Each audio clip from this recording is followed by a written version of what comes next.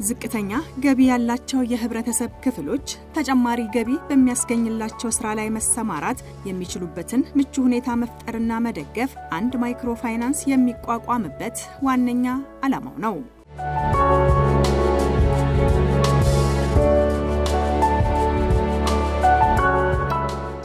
በተለያዩ የስራ አማራጮች ገቢያቸውን ለማሳደግ ለሚጥሩ የህብረተሰብ ክፍሎችም የተለያዩ የብድር አማራጮችን በአነስተኛ ወለድ በማቅረብ ብድር እንዲያገኙ ማመቻቸትም ከማይክሮ ፋይናንሶች ይጠበቃል።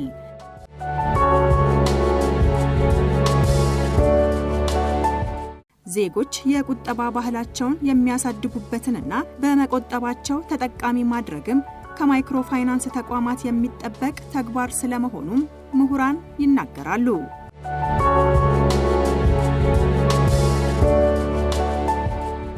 በሀገራችን ኢትዮጵያ በአሁኑ ጊዜ በርካታ ማይክሮ ፋይናንሶች ተቋቁመው ዘርፈ ብዙ ተግባራትን እያከናወኑ ይገኛሉ። የአድዋ ድል ማይክሮ ፋይናንስ ተቋም አክሲዮን ማህበርም ከነዚህ ውስጥ አንዱን ለመሆን ዝግጅቱን አጠናቋል። የመከላከያ ፋይናንስ ተቋም ለማቋቋም ከ10 ዓመታት በላይ ያስቆጠረ ቢሆንም ይህንን ለማሳካት የተለያዩ ጥናቶች ተካሂደዋል። የባለድርሻ አካላትን ብሔራዊ ባንክን ጨምሮ በማሳተፍ ምክክሮች ሲካሄዱ ቆይተዋል። ምክረ ሀሳቦች ተወስደዋል። ከመነሻው ባንክ ለማቋቋም ፍላጎቱ የነበረ ቢሆንም ያሉትን ነባራዊ ሁኔታዎች ከግምት በማስገባት አንድ ጠንከር ያለ ማይክሮ ፋይናንስ በማቋቋም ልምድ ለመውሰድ ከዛም በኋላ ወደ ቀጥሎ ለመሻገር ተወስኖ እንቅስቃሴው ተጀምሮ ነው ዛሬ ለፍሬ በቅቷል። አክሲዮን ማህበሩ በኢትዮጵያ የንግድ ሕግና በኢትዮጵያ ብሔራዊ ባንክ አነስተኛ የፋይናንስ ስራ አዋጅ መሰረት አስፈላጊውን መስፈርት በማሟላት የስራ ፈቃድ ስላገኘ ስራውን መጀመሩንም ይፋ አድርጓል። የአክሲዮን ማህበሩ የምስረታውን ስራ እንዲመራ እንዲያስተባብርና እንዲቆጣጠር 5 አባላት ያሉት አደራጅ ኮሚቴ በክቡር የመከላከያ ሚኒስትሩ ተሰይሞ ኃላፊነቱን በሚገባ በመወጣት በጠቅላላ ጉባኤ ለተመረጠው የዳይሬክተሮች ቦርድ ስራውን አስረክቧል። የቢዝነስ አዋጭነት በአማካሪ ድርጅት ተጠንቶ ቀርቦ በተለያዩ መድረኮች ውይይት ተደርጎበታል፣ ግብዓትም ተገኝቶበታል። በዋነኛነት የሰራዊቱን አባላት፣ የሰራዊቱን ቤተሰቦች፣ በተቋማችን የሚገኙ ሲቪል ሰራተኞችንና በክብርና በጡረታ የተሰናበቱ የሰራዊቱ አባላትን ባለ አክሲዮን በማድረግ የፋይናንስ ኢንዱስትሪውን የተቀላቀለው የአድዋ ድል ማይክሮ ፋይናንስ ተቋም አክሲዮን ማህበር ፍላጎት ያላቸው አካላት ሁሉ አብረውት እንዲሰሩ ምቹ ሁኔታን ፈጥሯል።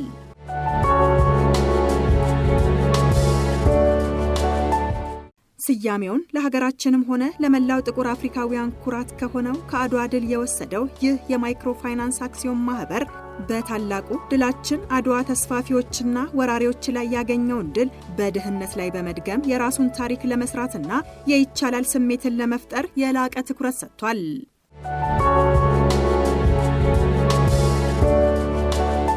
ከሰሞኑም የአድዋ ድል ማይክሮ ፋይናንስ ተቋም የቁጠባ ባህላችንን በማሳደግ የኢኮኖሚ ችግሮቻችንን እንፈታለን በሚል መሪ ቃል በይፋ ስራውን ጀምሯል። ማይክሮ ፋይናንሱ በይፋ ስራ መጀመሩ በተበሰረበት ስነ ስርዓትም ተቋሙ ሁሉንም ዜጎች ተጠቃሚ ለማድረግ መዘጋጀቱም ተገልጿል።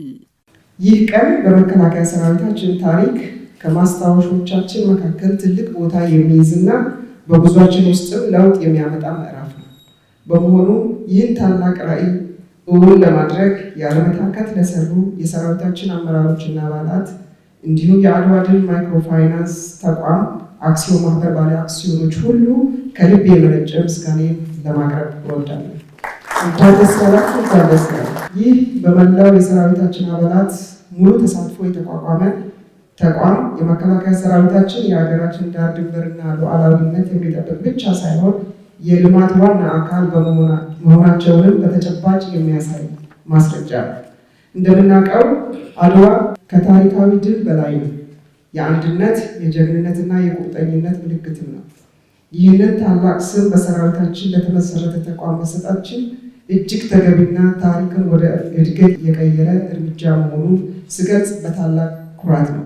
እንደምታውቁት ደግሞ ዘንድሮ 130ኛው የአድዋ ድል በዓል የምናከብርበት ጊዜም ስለሆነ ደስታችንን እጥፍ ድርብ ያደርገዋል። ልክ ቅድመ አያቶቻችን አንድ ላይ ቆመው ብዙ ፈተናዎችን እንዳሸነፉ ሁሉ ይህ የጋራ አክሲዮን ኩባንያ በመከላከያ ሰራዊታችን ውስጥ ያለውን ተመሳሳይ አንድነትና የዓላማ ጥንካሬ ያንጸባርቃል።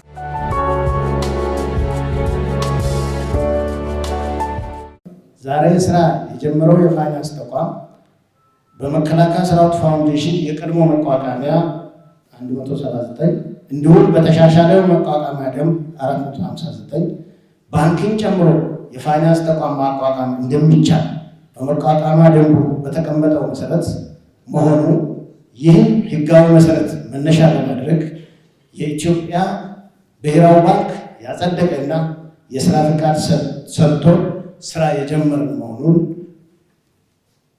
የሰራዊቱን ግዳጅና ማህበራዊ መሰረት ተረድቶ ለሰራዊቱና ለሰራዊቱ ወገኖች የፋይናንስ አቅርቦት በማቅረብ ማህበራዊ ኢኮኖሚያዊ ችግሮችን ለመፍታት ታስቦ የተቋቋመ ተቋም ነው።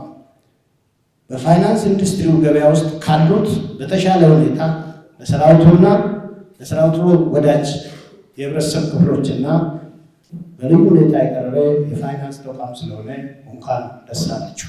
ከዛሬ ጀምሮ የኢትዮጵያ ፋይናንስ ህግ በሚፈቅደው መሰረት ሁሉንም መስፈርቶች አሟልቶ ስራ የጀመረ ሲሆን የሚያስገኛቸው ዋና ዋና ጥቅሞች ድህነትን መቀነስና የስራ ዕድል መፍጠር፣ ለስራ ፈጠራ እድገት ወይም ኢንተርፕረነርሺፕ ዴቨሎፕመንት ያለው አስተዋጽኦ ከፍተኛ ነው። ለማህበረሰብ ኢኮኖሚ እድገት እንዲሁም የፋይናንስ አካታችነት በተለይ ለሰራዊታችንና ለሰራዊት ቤተሰብ፣ ለጡረታ የተገለሉ እና ለጦር ጉዳተኞች ለወደፊት የገቢና የኢኮኖሚ እድገት ተስፋና ሞራል አስተዋጽኦ ያለው ነው። የፋይናንስ ተቋሙን ልዩ የሚያደርጋቸው አስተማማኝ ትርፍ የሚያስገኝ የተለያዩ አይነት ፕሮዳክት ያለው መሆኑ ወይም ሞዳሊቲ ያለው መሆኑ በአጭር ጊዜ ውስጥ በዲጂታል ፋይናንስ ስራ ለመጀመር ውሳኔ ላይ ተሰጥቶ በአጭር ጊዜ የሚጀምርና በማኑዋል ብቻ ሳይሆን በዲጂታልን ሁሉንም የሀገራችን ክፍሎች ተደራሽ የሚሆን ስለመሆኑ ከፍተኛ የአክሲዮን ድርሻ ባለቤትነት የመከላከያ ልማት ተቋማትና የጀግናው የመከላከያ ሰራዊታችን እንዲሁም በቁጥር 33 የሆኑ የግል የቢዝነስ ተቋማት ባለድርሻ የሆኑበት መሆኑ በኢትዮጵያ ብሔራዊ ባንክ በደንብና በመመሪያ የሚመራ ስለመሆኑ ብዙ ባለ አክሲዮኖችና ደንበኞች ያሉት መሆኑ ልዩ ያደርገዋል። የአድዋ ድል ማይክሮ ፋይናንስ ተቋም 680 ሚሊዮን ብር በሚጠጋ ካፒታልና 44500 የሚደርሱ ባለ አክሲዮኖችን ይዞም በ3 ቅርንጫፎች ስራውን ጀምሯል። በቅርቡም በአዲስ አበባና በክልል ከተሞች ተጨማሪ ቅርንጫፎችን ለመክፈት መዘጋጀቱንም ገልጿል። የተቋሙ ዋና መስሪያ ቤት ተደራጅቶ ስራ ጀምሯል። አስፈላጊ የሰው ኃይል ቅጥር፣ ስልጠናና ምደባ ተካሂዷል። 50 የሚሆኑ ሰራተኞች ቦታቸውን ይዘዋል። 3 ቅርንጫፍ ጽሕፈት ቤቶች በአዲስ አበባ ስራ ጀምረዋል። ተጨማሪ ቅርንጫፎች በአዲስ አበባ፣ በቢሾፍቱ፣ በአዳማ፣ በድሬዳዋ እና በጅማ ለመክፈት ዝግጅት እየተደረገ ነው። በዕለቱ የማይክሮ ፋይናንሱን የባንክ ደብተር የመክፈት ስነ ስርዓትም ተካሂዷል። ለተቋሙ ዓላማ ስኬት በተለያየ መስክ ከፍተኛ አስተዋጽኦ ላበረከቱ ከፍተኛ አመራሮችና አባላት እውቅናና የማበረታቻ ሽልማት ተሰጥቷል።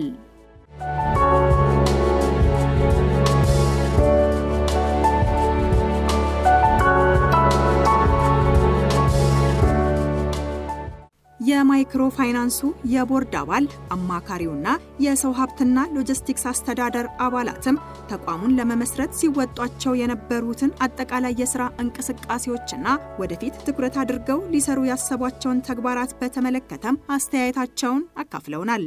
ማይክሮ ፋይናንሱ ዛሬ ለመጀመሪያ ቅርንጫፍ የሆነውን በጦር ኃይሎች የመጀመሪያ ቅርንጫፉን ዋና መስሪያ ቤቱን ከፍቷል።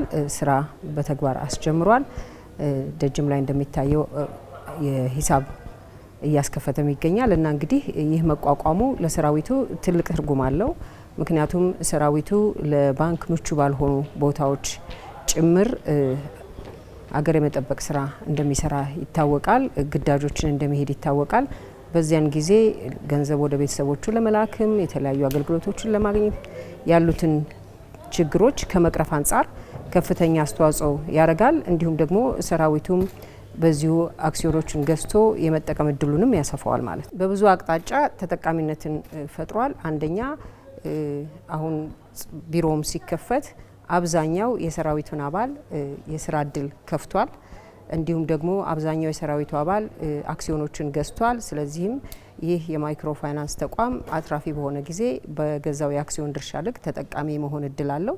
ከዛም በልጦ ደግሞ ከአክሲዮን ከዚሁ ከማይክሮ ፋይናንሱ ብድሮችን በማግኘት ራሱን በማደራጀት ወደ ስራ ለመሰማራት በቀላሉ እድሎችን የማግኘት በሮችን ከፍቶለታል።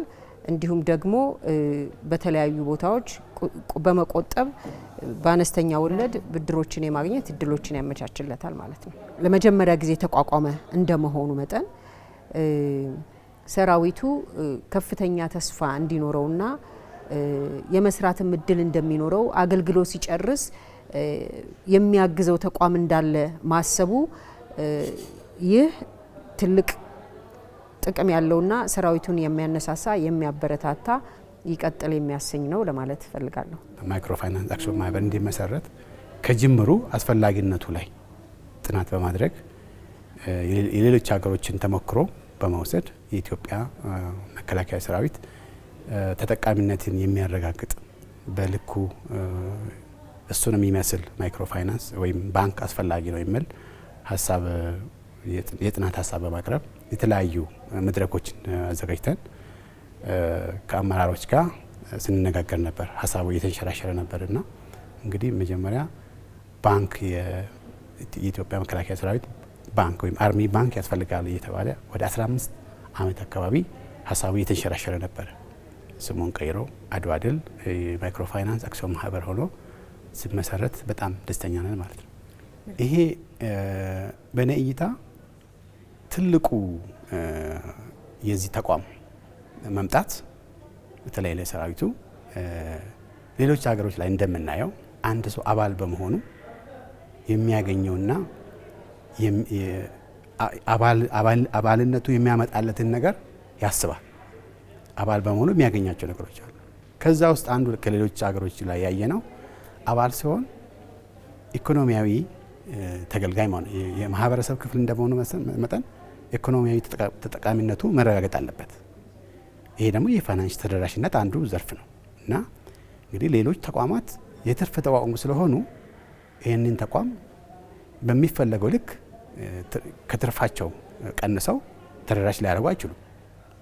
ይሄ ተቋም ግን ቀርቦ አንድ ሀሳብ ለሚያቀርቡ ለሚሰሩ እንግዲህ ሰራዊት በሞራል በአካል ብቃት የተደራጀ ኃይል በምንም ዘርፍ ቢገባ መስራት ይችላል። ውጤታማ ነጋዴ የሆነው ንግድ ላይ መሳተፍ ይችላል።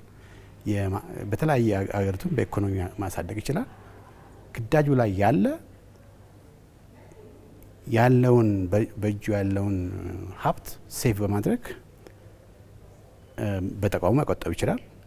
ለሚያስፈልጋቸው የቤተሰቦች አካላት ደግሞ በቶሎ ተደራሽ እንዲሆንለት ያደርጋል። ይሄ ተቋም በግዳጅ ላይ ያለ ማለት ግዳጁን ከተወጣ በኋላ ደግሞ ያንም ወደ ስራ መግባት የሚፈልግ አዲስ ሀሳብ ሆኖ ይዞ ወደ ኢኮኖሚ መግባት ለሚፈልግ በተመጣጣኝ ካፒታል አቅርቦት እና ሀሳብ የስልጠና ድጋፍ አለው። ይሄ ዝም ብሎ ሳይሆን አሰልጥኖ አብቅቶ ነው ወደ ስራ የሚያስገባው። ያንንም ድጋፍ ስላለው ይሄ ተቋም ልዩ ያደርገዋል ማለት ነው። አድዋ ድል ማይክሮ ፋይናንስ ለመመስረት እጅግ በጣም ውጣ ውረድና ከፍተኛ እልህ አስጨራሽ ስራዎች ነው የነበሩ። በመቆጠብ አላማ መሳካት አለብን በሚል እልህ እና ቁጭት በተሞላበት ስራ ነው የተሰራ። በተለይ በጣም አድካሚ ስራ ነው የነበረው። ከባለድርሻ አካላት ጋር በመገናኘት የባለድርሻ አካላትን ለማሟላት ራሱ መመራውን ሰራዊት በመሆናችንም አንዳንድ የሚጎሉ ነገሮችንም እንዳሉ ያንን ለማሟላት እልህ አስጨራሽ ስራዎች ነበሩ። በዛሬ ደረጃ እዚህ ላይ መድረሳችን ግን እጅግ በጣም ደስታ ይሰማኛል። እኔ በተለይ ወደ 50 የሚሆን በተለያዩ ስራ ዘርፍ ያሉትን ቀጥረን ስራ ለመጀመር የሚያስችል ስራ ሰው ኃይል ቀጥረናል። በተጨማሪም በዚህም በሰራዊት ውስጥ የነበርንም በፕሮጀክት ስራ ላይ የነበሩት እንደየስራ ፊልዳችንና በየትምህርት ዝግጅታችን መሰረት ወደ የፕሮጀክቱ ገብቶ ስራው እንዲያስቀጥሉ የሰራዊታችንን ባህሪ ስለምናውቀው እንዲደግፉ ሀሳቦችን ሌላም የኛ ቋንቋ የሰራዊት የምንግባባ ቋንቋና ከሲቪል ህብረተሰብ ጋር የምትግባባ ቋንቋ አንድ አይደለም። እዛኛ መሆናችን ግን የሰራዊታችን ቋንቋ ችግሮቻችን ስለምናውቀው ከማንም በላይ ተቆርቋሪ ነን። ለዛ የነበሩ ፕሮጀክት ላይ የነበሩትም ወደ አድዋ ድል ማይክሮፋይናንስ ቋሚ ሰራተኝነት ዞሮ ስራ እንዲሰሩ ተደርጎ ሁሉም እነሱ ወደዛ ገብቷል።